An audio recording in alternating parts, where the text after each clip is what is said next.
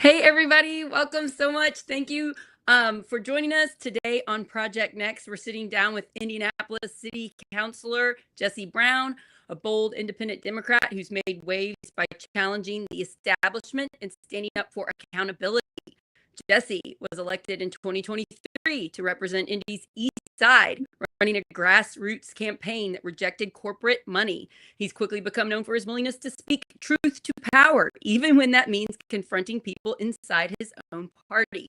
In this episode, we're digging into the recent altercation with State Senator Greg Taylor, who's facing serious accusations from 6 women. Allegation in the Indiana Democratic Party. Despite those claims, party leadership has been slow to act, and Jesse Brown says enough is enough.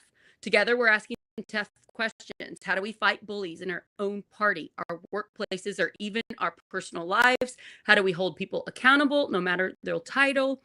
And stop the cycle of intimidation and harm.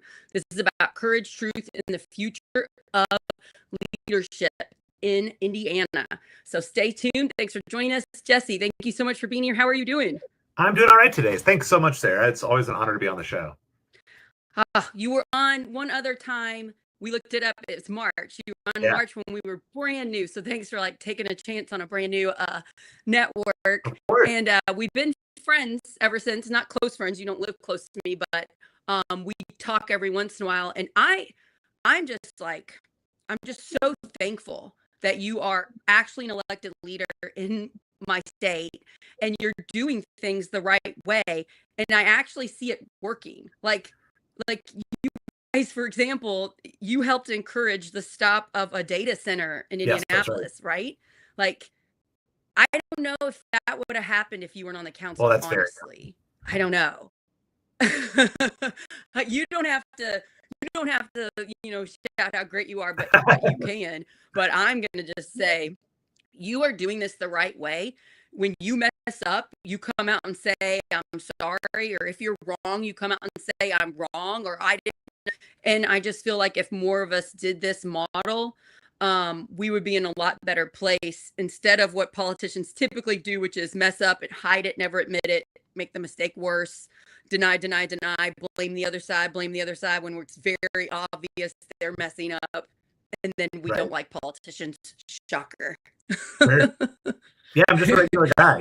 I was never a politician before. I'm 39 years old. I've been a politician less than 2 years. So, I'd owned my house for 15 years, paying my mortgage before I ever got into politics. So, I don't think I'm anybody special. I just want to use the time I have as an elected official to speak truth and try to fight for the little guy. And hopefully I get reelected. But if I don't, then I think I'd rather do it right for a short time than stay in office for 30 years doing just the bare minimum. So right. My philosophy. And did you take did you learn from Bernie Sanders? What convinced you to do this? Yeah, I was always a gigantic fan of Bernie Sanders. And after the 2016 campaign for president, I voted for him in the primary here in Indiana. And then, after he dropped out and Hillary Clinton was the nominee, he had that Our Revolution organization.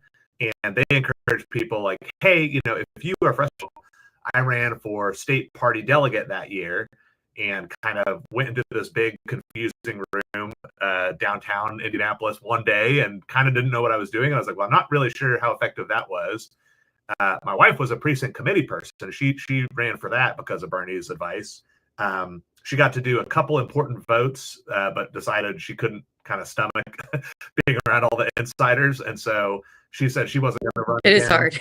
I ran for precinct committee person and was doing that for about a year before I decided, you know what, maybe let me just try to run for office for city council. I didn't think I could win because I knew I didn't have any money coming in. But yeah, that's what led me to run. And then and you didn't just win, you won by a lot. I kind of did, yeah. Not gonna lie. Yeah, you're good at using social media. You're good at telling exactly what you want to do if you were elected, and now you're using it to push the party to be better because sometimes our party, the Indiana Democrats, try to silence you, and you just use your voice and your intelligence at using media to have we the people kind of back you up and stop stuff. Well, you're putting it very, very kindly, but yes, I just would think say that thank you. When we're all trying to make our local governments or our state governments or national governments better. You're actually doing the work with the little bit of power you have, and you're kind of modeling for people like me. I run for state house. I want to be in power and I want to do what you're doing. You help model for us what this looks like. When we want to run, you can only pick two political parties if you want to have a chance. Every once in a while, an independent gets elected, but for the most part, you've got to pick Republican or Democrat. Both sides have major problems. So how do you do it? And I kind of want to dissect that today. Sure. So I've been covering the story of Greg Taylor a little bit. Right at the very beginning of Project Next, I did some with Karen, where we talked about Indiana State Senator Greg Taylor. And I haven't talked about him for a while, and Project Next has grown quite a bit. So I wanted to do a story about him. And then I saw your Facebook post. What day was this that this altercation happened? Altercation it was like 3 weeks ago, a month? in March, but I didn't post about it, or it was in the Indy Star finally just earlier this month, I want to say. Yeah, good job with that. Thank you. Yeah. So it happened in March, but you went public with it recently. That's right. Yeah, exactly. That's interesting. That makes more sense too, because that's more of when his news was hitting Indy Star. Yeah. Okay. Yes, I can go through it a little bit. But go ahead. Yeah. So first, I want to just explain a little bit about Greg Taylor, and I want you to fill in the gaps that I'm missing. So he's an Indiana state senator. He has been since 2008. He's Black, and he's, I think, the first Black man as a Democrat in Indiana as a state senator. I think I read that, or at least as definitely a minority leader. I'm not sure about the first state senator, but so he's a first of some point, and he's had. There was an Indy Star report that came out in November that had 3 women that worked under him that came out and told their tales of being harassed and sexually assaulted by him. And then a few months later, a second Indy Star report came out with 3 more women. Greg Taylor of some type of sexual assault and sexual harassment at the workplace.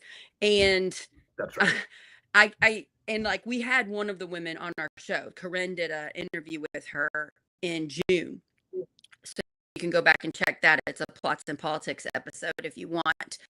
And I have heard other instances of this man harassing other people in our party. Right.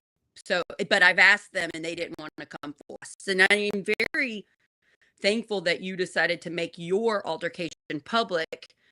It is hard, right? This is hard. It is. Okay. It's scary in a number of different ways. And yeah, to your point, Sarah, so when I first was getting into politics and decided to run for office, I didn't know any politician. I didn't have any politician's cell phone number. I was not inside with anybody. But I had a couple people who worked on my campaign as volunteers who had either been legislative assistants at the state house or things like that. And so those people warned me. They're like, hey, by the way, there are some creeps who you need to stay away from. Oh, wow. Once you get into office. 2 people that they brought up. One was Thomas Cook, which, if you haven't been following the Joe Hogsett Thomas Cook story, Google his name. He was the chief of staff who engaged in sexual harassment as well. Okay. And the second one was Greg Taylor. And so I'd heard just a bunch of really bad stories about Senator Taylor and, what we're losing his internet. Hopefully we get him back in a second. I'd heard that he wasn't I don't know what's happened to the internet. Oh, no. I can hear you and I can see me, so I'm not sure what's going on. On my side, I see my camera moving, but I don't know if I'm connected well.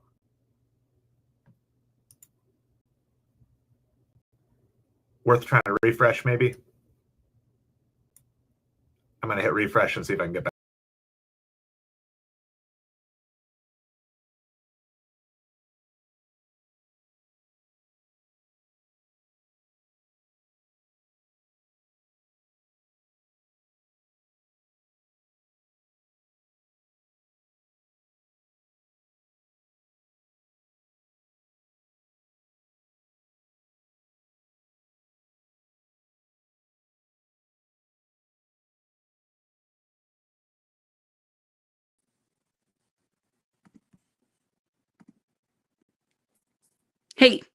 Okay, we're working on internet. Sorry, everybody.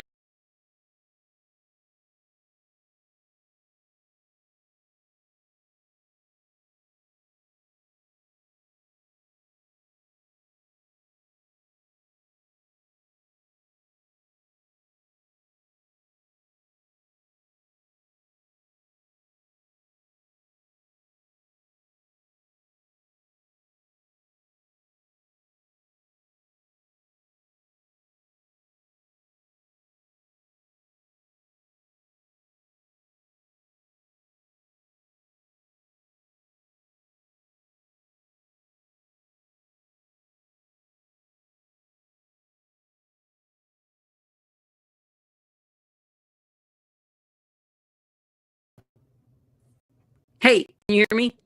Yes, I can hear you. I think I just lost internet. Oh I don't no. know what happened. But anyway, Okay. as long as it works now, I won't do anything else. So, okay, Cross our sorry fingers. about that. It was like a 2-minute break. Oh, All good. somebody said the audio's been choppy the whole time. Can you let us know if it's better now? Because if Yeah, please not, let us I'll know. do something else. Yeah, thanks, Travis. Okay, so you were saying you were talking about the two people you were warned. Yep. You were warned about Greg Taylor and what's his name? Thomas The guy Cook, from who was the mayor's former chief of staff Yes. in Indianapolis. Yeah. And And both of those so people he ended has up being multiple allegations against him as well, right? right. So in other words, the rumors I heard were not just rumors; they ended up being very true.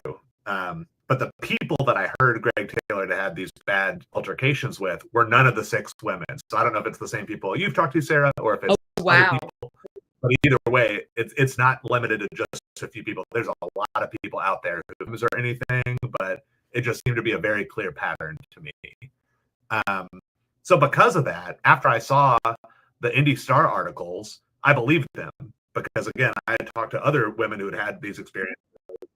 You had your own, you had been warned with Right. other people. And so you brought up earlier, I do a pretty good job with social media. You know, there's 25 counselors on the Indy City Council.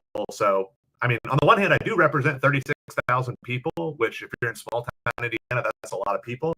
But in Indianapolis, I'm very much a small fish, right? But I do have kind of a big mouth, and I talk a lot on social media and share my truth. And so I did post on social media that Greg Taylor should resign from office because this is an embarrassment and the Democratic Party shouldn't stand up for every this. Every elected official that works with this man should have also said that. They should have said he should resign. There's so many people alleging that he's done this. So brave on you for doing the right thing. Everyone should have done this. Did the Indiana State Democratic Party do this? No, there were. Have they done this since? And that's my point is, you know, when I talked, and I'll get to that in a minute, but when I talked with the party insiders, they said, well, you know, we can't force him to resign. And I said, well, I didn't ask you to force him to. I just thought say it. Say you should encourage it. You should help find like people to run the primary against him. Like, let's get the bully out. Yeah, right. Yeah, I have talked to people. I've even had like Karen Talion on this show, and they just kind of act like they have no power. Right.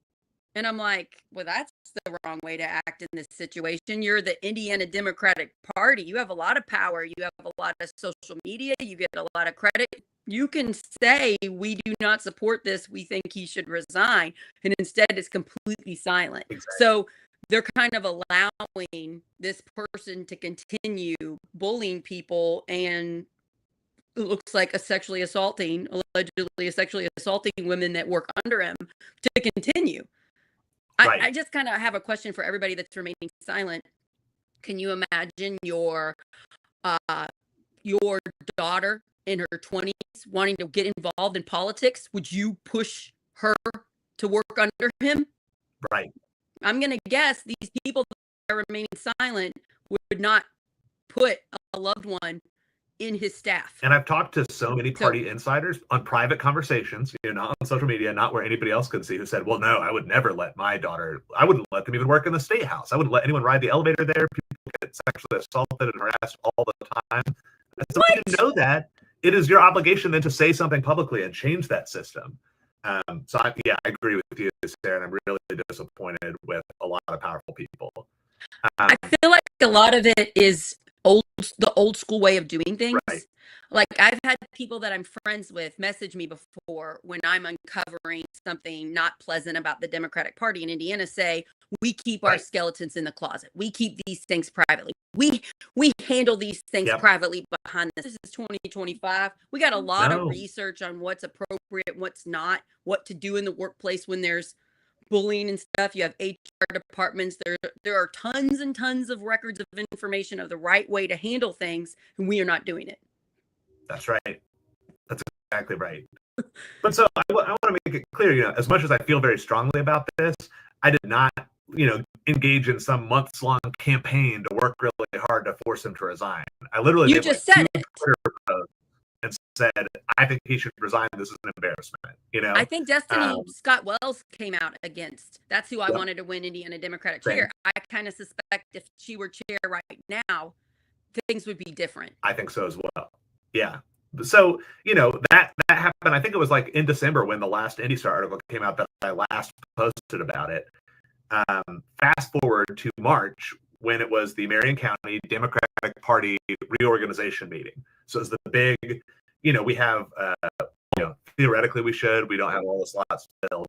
But this is when every 4 years the party votes to see who should be the new chair of the party and vice chair and secretary and treasurer. And so it was a contended. There were 3 different candidates for chair. There were like 6 or 7 for secretary. It was a big contentious race. And it ended up, we were there for 7 hours. It was a really poorly run meeting. It was a big nightmare. Honestly, nobody had food. It was a big mess. But when I was there, I saw Senator Taylor, and he was wearing this like black puffy jacket over a red, I want to say, hoodie. And I had met him before several times, actually, and often for good things. You know, I'm not saying every person is a human being. Right. No person is just pure. I want to say 2010, when I was doing some like union activism, trying to get a hotel union in downtown Indianapolis. And he had come in and actually been a really strong supporter of workers' rights. And he had really impressed me that day. You know, as a man, like he wasn't around women or anything. Who knows? I don't know what he was up to or anything like that. But I had met him several times, but I also was nobody back then. You know, there was no reason he would remember having met me 15 years ago or whatever. But he kept like being just weird and like kind of making weird eye contact, I think it is. Until finally, like a little ways in, he came over to me and just said like, hey, are you Councilor Jesse Brown? I was like, hi, Senator Taylor. Yes, we've met a few times before, but yes, I'm Jesse Brown. And well, we've got some gross people in the chat being racist. But anyway, sorry, I found that a little distracting. We have, you know, Greg Taylor walked over and asked if I was me. I was like, yes, I am. And he's like, well, I've got a big problem with you. I was like, pardon me? And he's like, why didn't you call me? I said, Senator, do I have your number? Like, we have met before, but we're not on close friends basis or anything like that. Why would you, you know, what would I call you about? And he's like, well, I think that you should have called me if you had something to say about me. And we should have talked about this publicly. Or we should have talked about this privately first. And I said, Senator, I don't have your number. He's like, well, you could have gotten my number from any number of people. Don't play some of your public comments about me. I was like, oh, well, you know, and again, there were hundreds of people in this room. It was at a big hotel convention center. And so I said, did you really want to have this conversation here publicly? If you want to get coffee or something, I will meet with you and talk with you about it. I'll meet with anybody, even if I really have strong disagreements. He said, no, well, there's no point now because you've already made your comments, but I really think it's inappropriate. You should have called me first. I was like, well, respectfully, Senator, you know, like, and I told him what I told you, which is there were 6 different women who went through the Indy Star, and none of the, like those 6 represent people that were in addition to other people I know of who've had bad experiences with you. So, you know, I believed it. And he's like, well, you didn't hear my side of the story. I was like, well, respectfully, sir, what could your side of the story possibly have been that would like sound, that would be fair or anything like that, or that would change my mind? He's like, well, you know, I'm an elected official, and so you owe me that respect, and so you shouldn't have just done that. Using the position, the power, the position to say he deserves things he clearly doesn't. Right. Yeah. So, I was just like, well, I'm sorry you feel that way. I didn't mean it to be surprising. I'm honestly just shocked that not only you haven't resigned, but you're here in this room today. I know, like, there's a bunch of people around who aren't comfortable, and like, I know a lot of women don't want you here. He actually had been a precinct committee person, but had that stripped from him because so many people were upset with him. But he apparently was there as a guest of the chair anyway, despite not being a precinct committee person. So he wasn't voting. He didn't need to be in the room. And apparently he was just there to intimidate people based on how he treated me. So he probably saw it as a like, go to anybody that said he should resign and go and like bully them, because that seems to be his kind of personality. That's what I assume, because he kept trying to complain, and he's like, well, the media, they'll just publish anything. I was like, respectfully, sir, no, they won't. No, the Indy Star does not publish anything. They are a very reputable paper. 100%. And so then once it became clear that like I, had my own like beliefs and wasn't going to change, he was like, well, you say you talked to all these women. What are the names of those women? Oh my gosh. Whoa, I'm not going to give you the names of women, especially based on how you're treating me right now. Yeah, who else can I go and threaten? Give me some names. It seemed very clear to me that he was going to go threaten them or bully them about it. And so I was like, sir, I'm not going to do that. They entrusted me with their confidence, and I'm not telling their story publicly because I don't think that would be appropriate either. Right. He's like, well, what do you think about the concept of due process? I was like, well, in a court of law, you get due process, but no one's accusing you. No one's going to take you to jail for this. Well, we just don't want you to use this position of power to keep. And so then he kind of started giving up. And so he asked a few times for, the names of the women, which was creepy. And I kept saying no. And then he shook my hand like 4 times during it. And he kept leaning in closer and just being like, well, you're new to politics. So I just want to give you some friendly advice, because it can be really bad for you to make a powerful enemy. And I was like, well, I'm aware. And he's like, what would you do? Like, for example, what if people like called for you to resign? And I was like, if I was credibly accused by 6 women of sexual harassment, I think I should resign. And he's like, oh, okay. Well, what about if people put other pressure on you or did other things to you? And I was like, well, sir. And he's like, well, you just don't understand how bad it really is going to be for you since you have a powerful enemy now. Just friendly advice since you're so new. He repeated it like 4 or 5 times. He even said personally and politically. So I literally thought, this man is going to beat me up. Like as an adult, like it's very rare that I've like talked with somebody who I was like, this man is at least wanting me to be worried about whether he's going to use violence on me.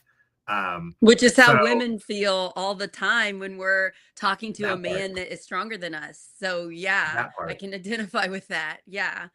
Yeah. So that freaked me out. And again, it was like a 7-hour long meeting. So finally, like 4 hours later, it was time to leave. And I had talked to all my friends after who were sitting near me. I was like, did you guys hear that? And they're like, well, I heard bits and pieces, but not all of it. I was like, he just threatened me. And, so I have a bunch of people who saw that I was, I was really freaked out by that experience right in public at a party event.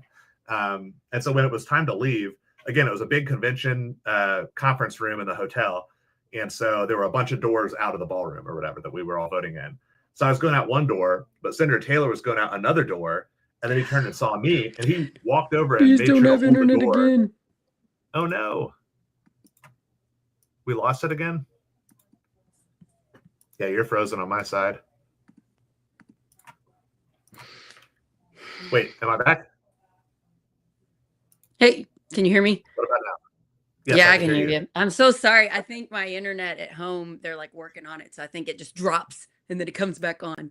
So sorry. It's all good. But so anyway, so we're leaving.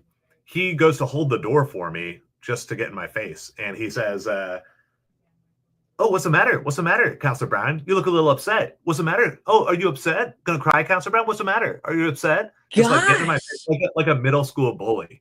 And then he starts following me after I pass him. And so I stop and I turn towards him and I said, well, Senator Taylor, what you said to me earlier, whether you meant it this way or not, I took that as a physical threat. So no, I'm not okay. I'm not sure if I'm going to call the police or just report you to the party. But either way, like this is totally unacceptable, and like there will be consequences for this. And so then, I just planted my feet. I hadn't moved that whole time I said that. So he took another step and got right like 2 inches Oh from my my knee and said, gosh. "So you think I'm trying to intimidate you? Is that what you're saying?" And I was like, look at what you just did in response to what I said. How else am I supposed to react to that? And then he just like kept glaring at me for a couple seconds through it and took a step back, like I was Oh my crazy gosh. for finding that problem. It would And really so have like I shaken me up. literally, yeah, I mean, I went home and cried, and like that doesn't happen very much. Like he absolutely, yes, he wanted a reaction. I see in the chat. Yeah. I think maybe like I've literally talked to a couple party insiders who was like who said they saw that portion of it and that they would have punched him because he was clearly starting a fight and getting in my personal space. Oh, he would have liked I'm a that because then he pacifist. could have used that. He would have been the victim if you would have. Exactly If you right. would have done So some sort of violent act. So don't do that. Don't. right. So No, good definitely job don't do not that. doing that. Yeah. Definitely don't do that. But like I literally had, because I had been sitting next to somebody who was herself a victim of sexual assault from an elected official. And so she was, of course, really triggered by this and freaked out by it. Ah, love so to I her. had a I'm so friend, sorry. Ugh. I had a friend give her a ride to her car so that she didn't have to walk by herself. And then I had a friend keep an eye on Greg Taylor, and I took like a super roundabout way to get back to my car because I was like, I'm gonna get jumped on the way to my car. Like he is like so obviously threatening me at this point. So I got home. I immediately wrote up a full description of what had happened. I was gonna say because you seem to know exactly, and this happened a while ago. So smart on you. Yeah. And so then I immediately reached out to politicians I knew and to leaders I knew, and I was like, "What do you think I should do with this?" And I was like, I've worked with IMPD. I know they're good officers, but they're busy. What are they really? I agree with you. I've had to too because we get like scary threats. Social media, Harrison County Democrats get scary threats, and they're too busy with like real, actual crimes than like. So I get it. Yeah. So, so I was like, I'm not going to report him to the police. I don't like it. It probably is against the law to threaten people like that and harass people like that, but whatever, it'd be a huge pain to try to get there. So I was like, well, I know I get a reputation of like trying to make Democrats look bad and just like going right to the press and running my mouth. So I was like, well, I've heard that we're trying to get an ethics committee within the Democratic Party. And so I heard that too. I'm just going to report it to the party and let the ethics committee do I had the people running for chair, and I had Karen Tallian on. They all were touting this ethics committee thing. So did it do anything to help you or this situation? Well, it took months, right? Because Mike Schmuel was in his last couple days. They were just about to do the state party chair election the next week. And so, then Karen Tallian said, hold on, just give me a little bit to get my feet under me. We have to get this. And I was like, that's reasonable. You're brand new at the job. I'm not going to say you have to immediately get things right.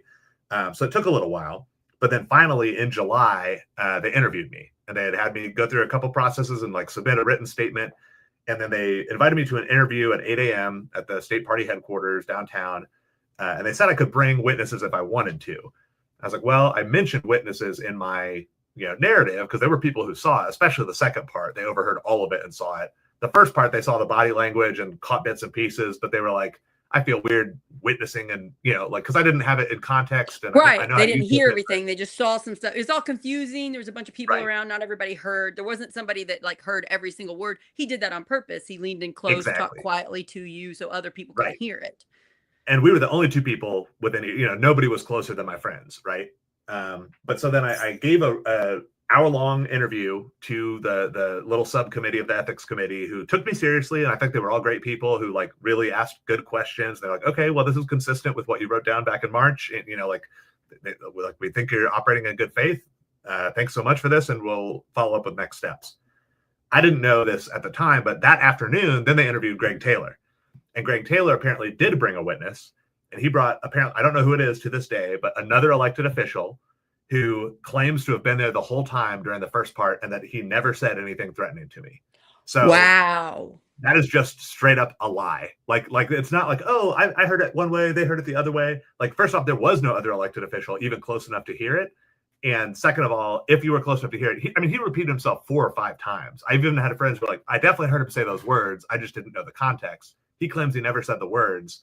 So it's just a lie. It's not like bad, bad hearing or something like that. They are lying to try to cover him. And, I don't blame the ethics subcommittee because, he had 2 people saying one thing and I had one person on the other side. But the same hand, there's all this other stuff about this man. There's so much about him. It's not like it's just you against nobody, there's some evidence. And they didn't reach out to me to say, hey, he's claiming this. Can you prove that's wrong? Or is there anything you'd like to add to your story? You know, or like, I knew I wasn't going to, it's not a court of law. I was not going to be in there cross-examining him or something, but like, I could at least say, I have 10 witnesses who could say there was no elected official close who could, yeah, you could have rebutted it with none of us saw that person there. So you could have, discredited his witness testimony. Yeah, exactly. yeah, or his testimony witness, right? yeah. So that's all bad enough. But then also they like sent me the final disposition for the ethics committee's report, which was basically, we can't prove anything bad happened, so nothing's going to happen. We're not going to even like lecture him or give him a slap on the wrist or anything. They put it in the mail, and I believe that they really did put it in the mail, but USPS has had some issues lately. I never got it. It never got to my house. And so it was September before, like, I finally emailed them to follow up, and I said, hey, I know this is a brand new process. I'm pretty sure mine was the very first complaint that the ethics committee heard. So I was like, it's a brand new process. I know things are taking longer than you mean, but like, you gave me a deadline and we're now past that deadline. When can I expect to hear back from you? They're like, oh, you should have gotten that back in July. I was like, so you just sent something in the mail in July, never followed up with me? I mean, it's pretty easy to send an email and say like, hey, like copy it and send it as an email too.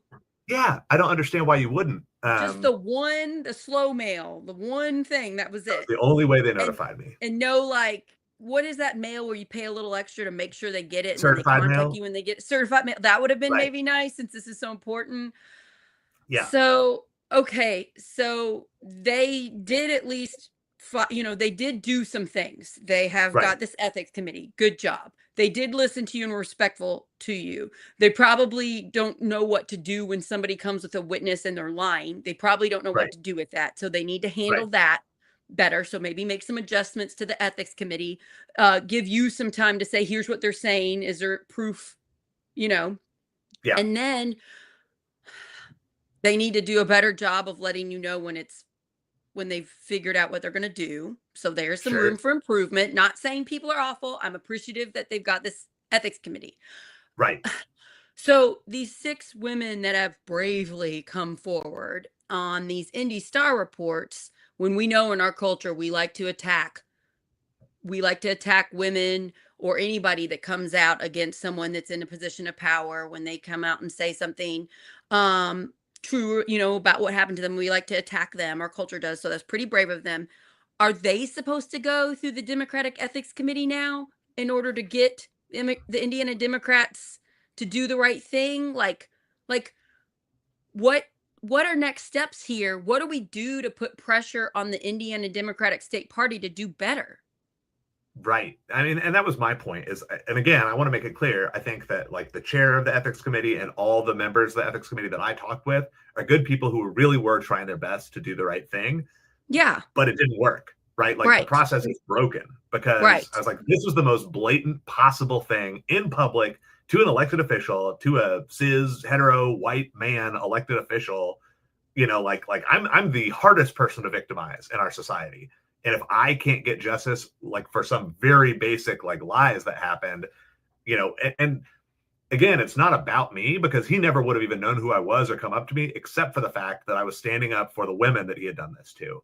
And I'm so thankful. Like, as all women, I think I just want to acknowledge, thank you for sticking up against this bully, because we need you. We need men in this fight. We are repeatedly told to just be quiet and go away. And so I just want to acknowledge I really appreciate that you're doing this, because you had to admit vulnerability. You had to admit a man coming up to you and kind of like intimidating you, and you were worried you were going to get beat up, and like you like admitted your feelings. I think that's really brave of you. So just thank you. I just want to, again, I've done this before on shows, offer my support to anybody that has been bullied ever, particularly the people that have been bullied by this man in the Indiana Democratic Party. Well, thank you. I mean, I feel like it was the bare minimum I could have done. But a lot of people don't do that. Because think about, I'm sure you're not the only, I'm assuming you're not the only white man. I'm sure you're not the only man that's been bullied and just quietly keeps it to themselves. It is hard.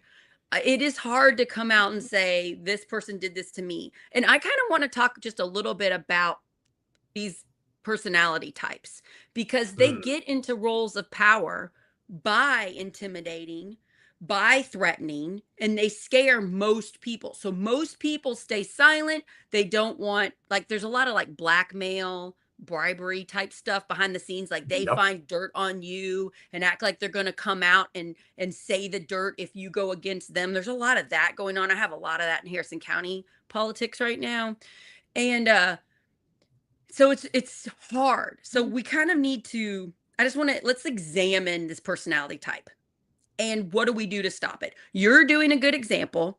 You're making it public. You went, Indy Star reported on this and did a story. So thank you, Indy Star. You followed up with the ethics committee. I didn't see the Indy Star thing. I saw your stuff because I always see your social media stuff. So good job for putting it on there. We're doing this show. We're shining a light on the actual truth, the behavior that's bad that needs to be held accountable. So that's a big, big part of it. Why do people not do it? Like, so many people are bullied. Why do people not stand up?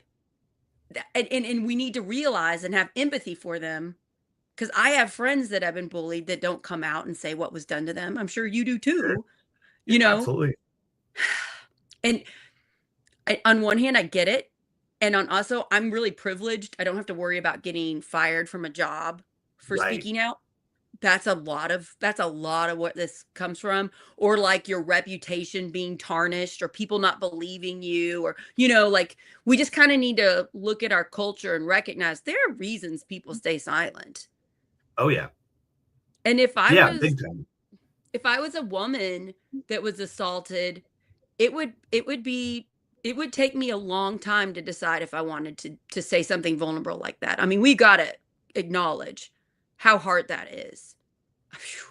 I mean, And the way, like, I didn't get to actually, see the whole transcript of what Senator Taylor said to the ethics committee, but I just got a little summary, and he claims, because the part that I was like, and I did have a witness who was ready to talk about the second part where he got in my face like that.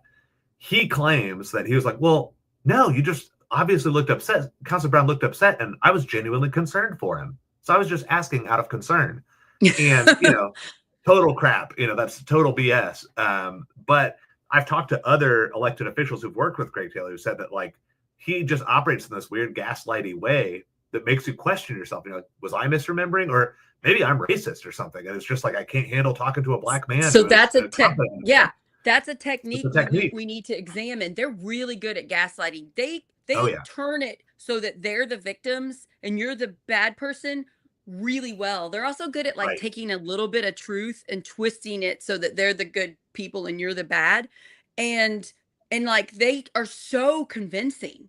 Like really good actors. Like Academy Award type stuff over here we're seeing from these type of people. And we need to Right. acknowledge that. And it's so hard because we don't want to admit that we were tricked. So I think that's another aspect of this. We don't want to admit, or maybe he was nice to them that one time, or he came to their event and spoke at their event, and that was Yep. a big favor. And so they hold on to that and they're like, well, I can't go against him. He's Right. doing this nice thing, or he did that nice thing that one time. And it's just so hard. Like, if it wasn't hard, we wouldn't be having this conversation right now. Greg Taylor wouldn't be in this position of power anymore, and he still is. Like Right. he Right.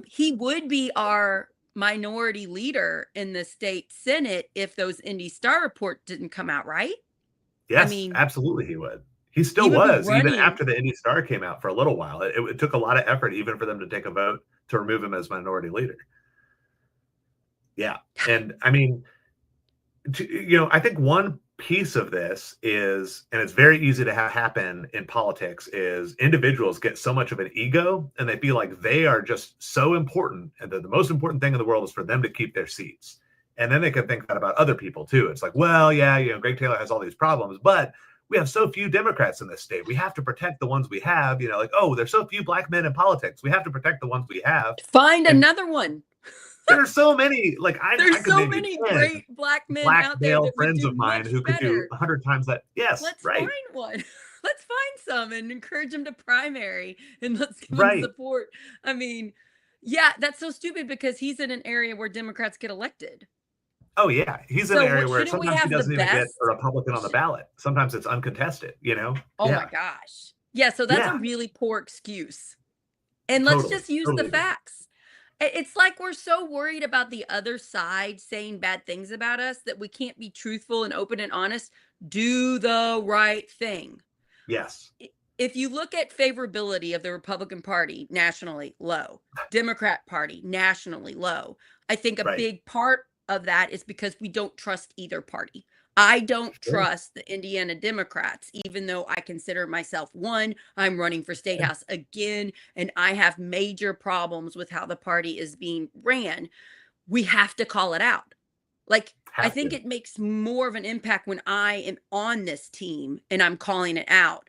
And if I mess up, I will say, I messed up, I'm sorry. But for some reason, these people in charge don't know how to do that. They think it's like the biggest weakness instead of seeing it as a strength. You Right. came out and did some funny thing with the council. You're like, if this person votes the right way, I'll make a public apology. I'll do this and this. And then you came out and you said, guess what? I'm making a public apology because this person that I thought was going to vote wrong voted right. And it was That's right. wonderful. Yeah. Well, thank you. So you're leading by example, is what I'm saying. We can do this. And if we took a poll, how many people like Indiana Democrats, how many people like City Councilor Jesse Brown, I'm going to guess people are going to like you more because guess what? You're yourself. You're your authentic, moral, good person who admits wrong and tries to do good. And it's like, it's just like you're modeling what we should be doing, but do they have too much of an ego? Can they let their egos go and be like, you know what? Let's make some changes and let's do the right thing. And that's why I'm having the show today. I'm not trying to bully anybody. I'm not trying to say Indiana Democrat people are terrible. I'm friends with a bunch of them. I love them. I'm Yeah. not, I like Karen Talion. She seems like a nice woman. I'm thankful Great. she's doing what she's doing. It's not that I want to go after them with vengeance. It's, we could do better. Let's work together and do better. Can you give us a brief update? You guys, I did a show with Jesse in March where when he was newly elected to the city council, he was trying to do some positive changes and the Democrats wanted to silence him and they were taking him off committees. And then I had you on the show to explain it and you kind of used the people to come to meetings to kind of stop them.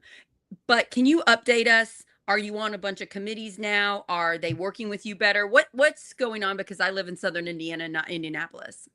Sure. Well, I want to be fair to everybody, right? And so, first, let me start with the praise thing, which is just this week, I was able to lead. It ended up being a coalition of 23 out of 25 counselors. So I actually got all the Republicans on the council to sign and all but 2 of the Democrats to sign. And honestly, I think those 2 Democrats were out of town. They just never would text or email me back for a week. So that's another story that I'm a little frustrated with. But at least we got, nobody said no.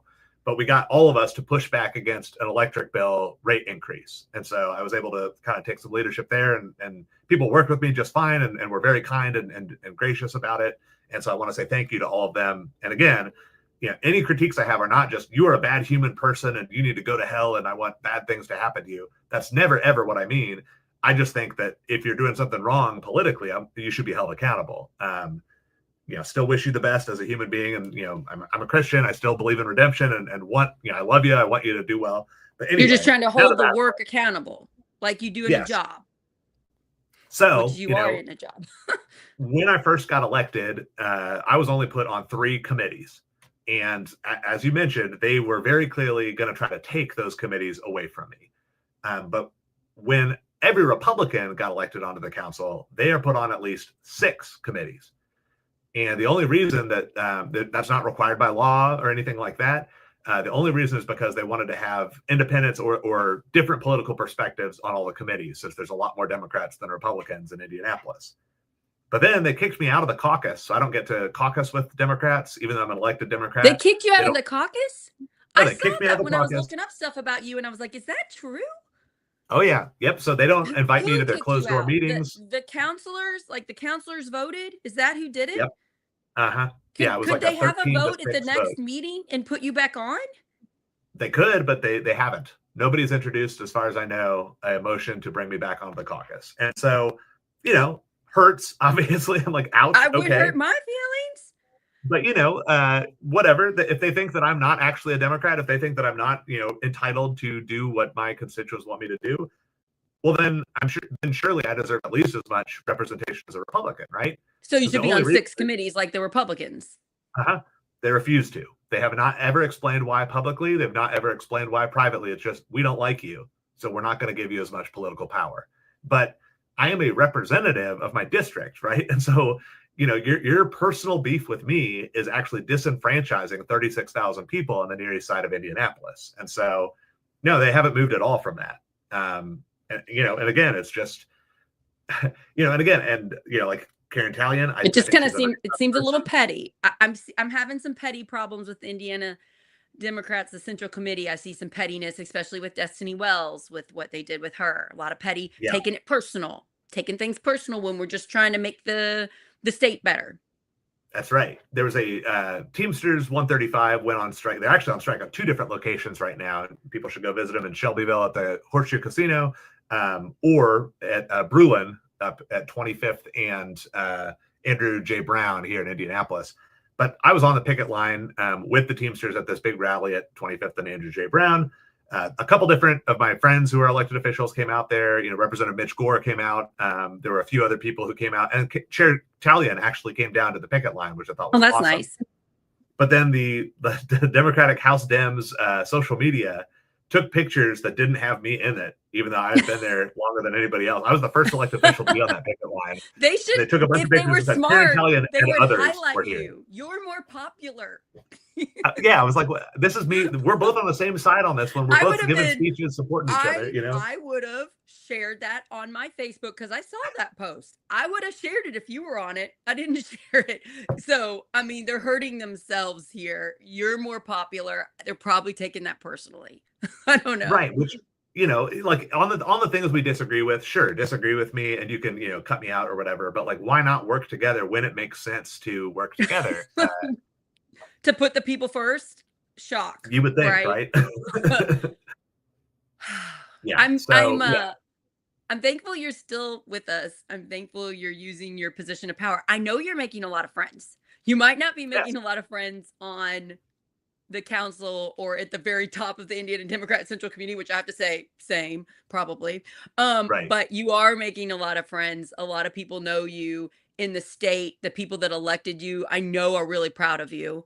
You're doing more for shining a light on issues, for caring about your district. I was reading about you, and you said one of your main things that you care about is quality of life expectancy. You were saying life expectancy is lower in some of your areas where you're representing, and you want to help with that. And I just think that's really beautiful and amazing. And I want to help Indiana Democrats get elected in Indiana. That's why I'm having you on. I'm not doing it to be like, shame on you, look at you, terrible. No. Let's get better. Let's, next time we're at an event and Jesse Brown is there, put him as the first picture, because that's going to help Indiana Democrats be more popular. And we need popularity because we need votes to win elections. So it doesn't matter how many people in your tiny little circle like you, because that tiny little circle doesn't get Democrats winning in this state. So we, I think I'm not trying to sound demeaning, but like, seriously, therapy would help. For real. And like, I read the book, The 4 Agreements, where it's like, don't take things personally, don't judge. Am I saying it right? Do you know what I'm talking about? I think so. Be impeccable with your word as well. Yeah. Yeah. Like, I think just like if you don't have time for therapy, audiobook, plug it in while you're doing your laundry or whatever. Just like a couple things on how to live a healthier life, I think would help our state tremendously. And then also, if you are facing a bully in your life, in your workplace, in your home life, there are so many great resources online. I would say this seems to be like somebody that's narcissistic. I'm not a psychologist, so I can't, but they do say, experts say 1 in 10 people exhibit narcissistic sociopathic tendencies, and they tend to be very good actors. And they're always the victim. They always twist the thing so that it's you're bad, I'm good, you better feel bad, now do things for me. It's just constant that. And there are so many good sources online for free. You know, like I follow some guy that like just teaches narcissistic stuff all the time in little short videos. And I'm like, oh, you broke that down really well. That can help us. I think it's a human flaw where we just want to assume everybody's good. We just want to assume this Greg Taylor guy is a good guy because he's got a D by his name because he's black and we support that, you know?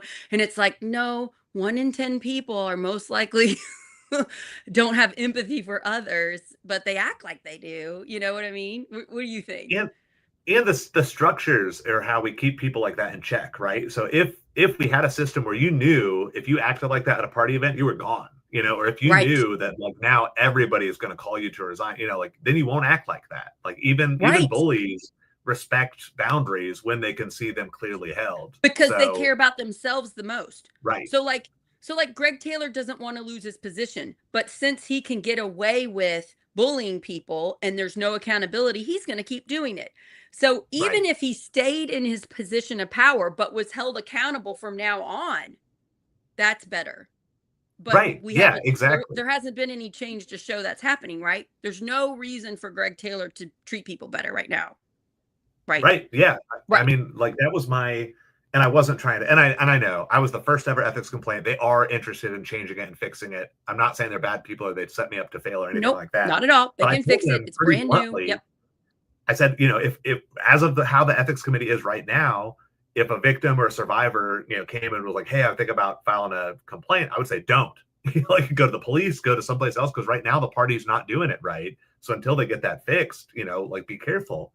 And I said that privately first because I was like, we need to make some changes because right now it's not serving survivors. And the last point is, you know, and I know, Sarah, you do such a great job of being nonpartisan and recognizing good people, no matter what ballot line they're running under. And I appreciate that. And I love that about you. And, you know, I just want to say, I talked to the chair of the ethics committee who really asked me not to go to the press with this, not to make it public, because they said, well, look at like how the supermajority is treating us right now. They're doing this redistricting. They're, you know, ICE is everywhere. Like we don't want Republicans to have more power. We have to be a united front. And what I said was, look, I agree that we don't want Republicans to have this like unfettered power, but that's exactly why we need to be public about this. And we need to hold our own accountable because there's too many people. You can look at our voting turnout. It's so low in this state. Too many people think we don't have hope. We don't have a reason to vote Democrat right now. Right. Yeah. Right. So we have to hold ourselves better. And, you know, while we're in the super minority, this is actually the best time to hold an elected official accountable. Yeah. Let's clean it up now. We can't get any worse. Right. Exactly. But we can get better. We could.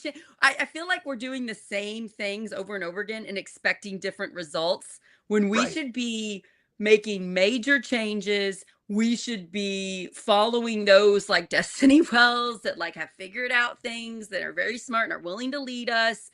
Yeah. This is the time to call it out, fix our stuff, and lead, because Hoosiers want this. They want the way you're leading, and we need to model that. We should all be looking at, let's use you as an example. This is how we run when we have power. Even when the others, our side, doesn't like it, we push them to be better. And if they don't rise up to the occasion, maybe we vote better people in the next election. Okay, I have last question before we go. Sure. Let's say people in Indy, maybe even people in your district, the East Side, they're listening to this and they want you on at least 6 committees. Can you tell them what they can do? Yeah, they can email the president of the council, Vop Osili, just vop.osili at indy.gov, indy.gov, and maggie.lewis@indy.gov. So that is the president of the council and the Democratic majority leader. Those are 2 out of 3 votes on who gets on committees. So if they decide to put me on more committees, I'm on more committees. It's those 2 people who are personally deciding to keep me and my district unrepresented.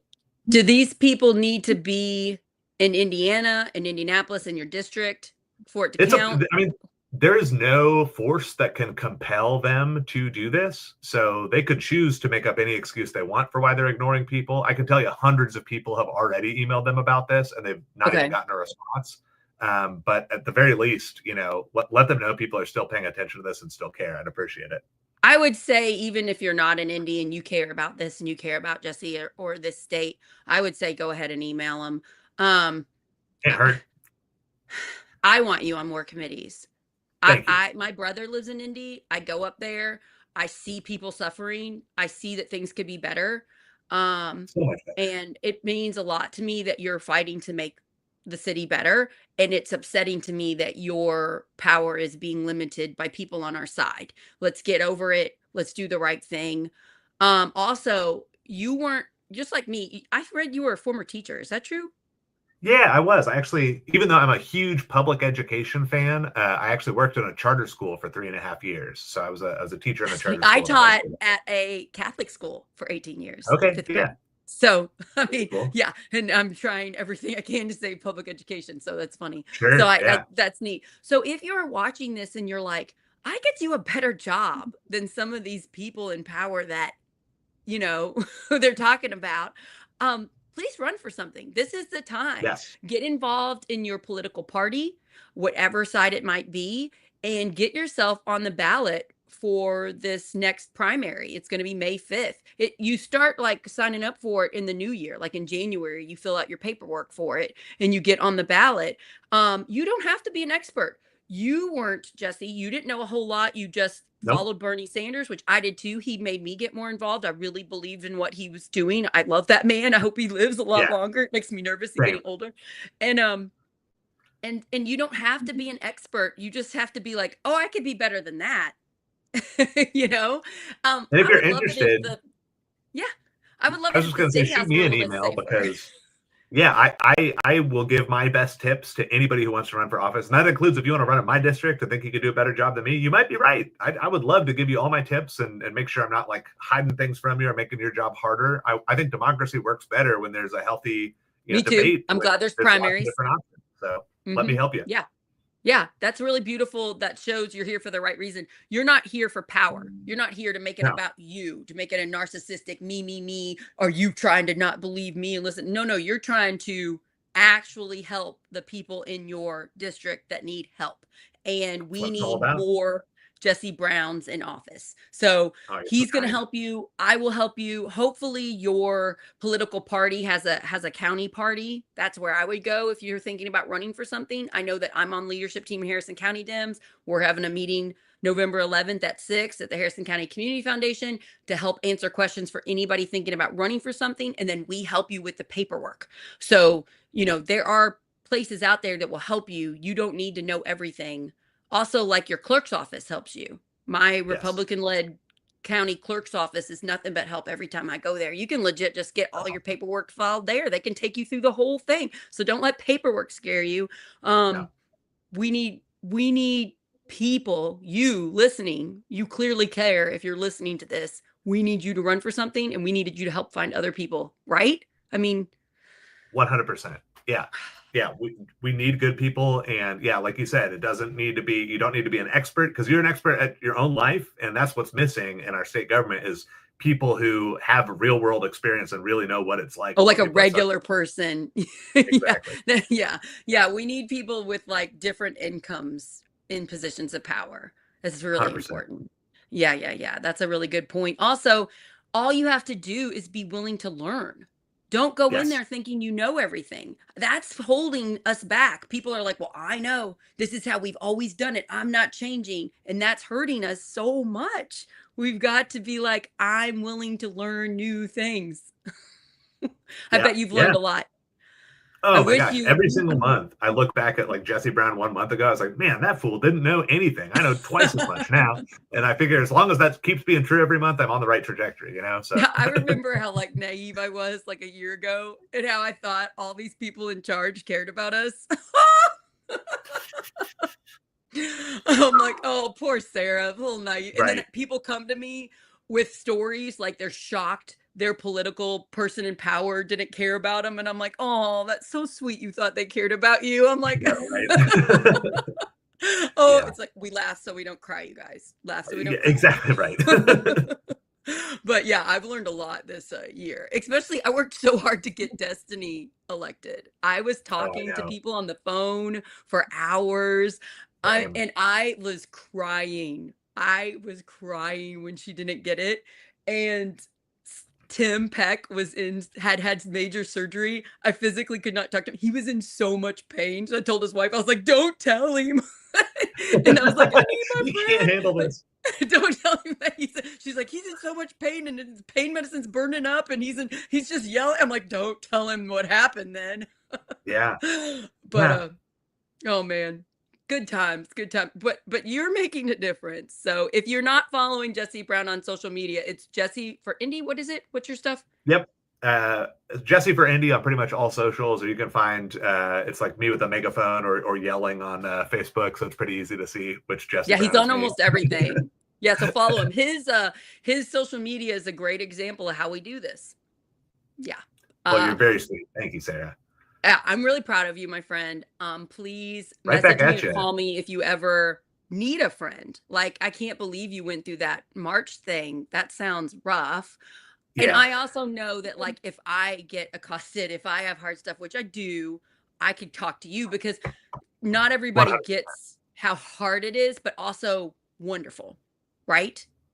Are Yeah. you glad Yeah. you're doing what you're doing? I mean, we So started a glad. pretty terrible story, but No, yeah, there's been more kind of emotional roller coasters in this job than, again, I'm 39, about to turn 40 in a couple months. And these last couple of years have been the most probably exciting of my life, good and bad. But I wouldn't change it for the world. I'm so honored to have the opportunity to serve the public, and I might not have that forever. So I'm trying to make every day count and really just consider it a blessing. you are literally my favorite elected official. Well, and then I also really love Treva Hodges. Like you two, Okay. you and Treva Hodges are my favorite. You're both very transparent and you give really clear messaging. And Treva has also, she had a lot of like bullying and harassment from Jamie Knoll, that bad sheriff that's in jail now. He tried to Oh, that's right. I handpick was like, I don't somebody know to run. Treva, but I've heard that name. Okay. Yeah, I need he to get tried to connected. handpick somebody to run against her for mayor, and she won more this time than the last time. But she was like actually at his trial. Like she actually got up and spoke because like her husband ran against him for sheriff when he was still sheriff and he won. Wow. Jamie Knoll won re-election before he got arrested. So they've been through some stuff. So she also knows what it's like to take on some bullies. Yeah. Well, I'll have to get connected. That's a good tip. Okay, I gotta let you go because I know you're busy. Props to you. I think everybody listening is gonna understand. And please, if you are watching and you have any power, give Jesse Brown at least 6 committees, please. I want people, I want his district to be represented. That's not fair. Also, you're doing a great job and you're willing to work with them. It's not like you're going to go bully them or shame them or be mean. You're going to be nice and work with them and put all the, it's water under the bridge. You don't care. But so give him his committees. Also, Indiana Democrat State Party, can you please hold Greg Taylor accountable? Please. We're supposed to be the party that gives a crap about these types of allegations. We're supposed to be the side that cares. Not looking too great that we're silent. No. Let's fix it now before the next election. Yeah. Let's get somebody else. Yeah. Okay. Thanks, you guys. Oh, do you know this? We're a Substack, Jesse Brown. You can go to projectnextindiana.com. Put in your email and you'll get all our episodes sent to you as emails. You can read the summary and watch whichever ones you want. We got plenty of different types of things. So much good stuff. Oh my gosh. And sorry, I know you're busy. Got one more thing. Before we go tomorrow at 12, I am doing an episode with the Helpful Hippie. Have you heard of her? Helpful Hippie? I have. Not super close, but yeah. She keeps her name and her identity private for her own protection. She's been big in organizing, especially in Evansville. She has had a lot of far to the right bullies. Some of them have extremely giant Trump fans. One guy in particular has been to the insurrection. He was a witness during the Charlie Kirk assassination. He went to his funeral. He is like named one of the biggest Trump fans in the country. And this guy was at a protest with her and others and something beautiful happened where this guy realized the helpful hippie is not the enemy. And That's we're going to awesome. share that story and how we do this. How do we get these people that I've been told were the boogeyman and they should fear us and maybe even hurt us? How do we help lessen the violence? And we do it through love and empathy and compassion, the Martin Luther King way, even though it's very, very difficult. That Right. protects everybody. And we got to protect helpful hippie. We have to protect her and keep her safe. And so this is how we do it. We lessen the tone. So I'm extremely excited about that episode tomorrow. Shout out to Scott Johnson Check it who out. connected Thank you. us. Yeah. Okay. Thanks, Jesse. Have a great Thank day. you so much, Sarah. Bye, you guys.